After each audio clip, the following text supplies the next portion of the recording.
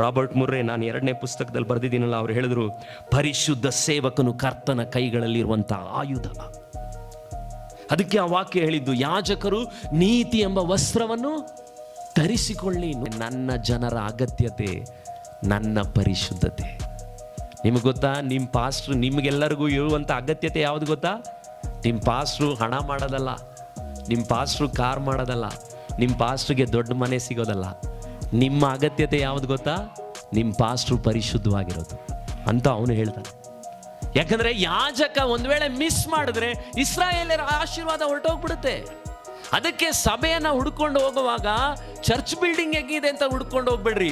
ಸೇವಕ ದೇವರೊಂದಿಗಿದಾನ ಅಂತ ನೋಡ್ಕೊಂಡು ಹೋಗ್ಬೇಕು.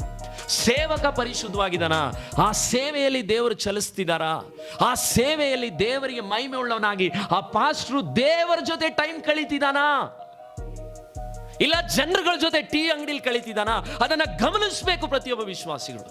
ಯಾಕಂದ್ರೆ ದೇವರಿಗೆ ಸೇವೆ ಮಾಡುವವನು ದೇವರಿಗೆ ಪರಿಶುದ್ಧವಾಗಿರಬೇಕು. ನನಗೂ ಸೇರಿ ನಾನು ಪ್ರಸಂಗ ಮಾಡ್ಕೊಳ್ತಾ ಇದ್ದೀನಿ ಇವತ್ತು. ಓ ಸೇವಕನ ಗತಿ ಅಯ್ಯೋ, ಅವನು ಪರಿಶುದ್ಧವಾಗಿ ಜೀವಿಸದೇ ಇದ್ರೆ. God's work must be done in God's way. ದೇವರ ಸೇವೆ ದೇವರ ರೀತಿಯಲ್ಲೇ ನಡಿಬೇಕು.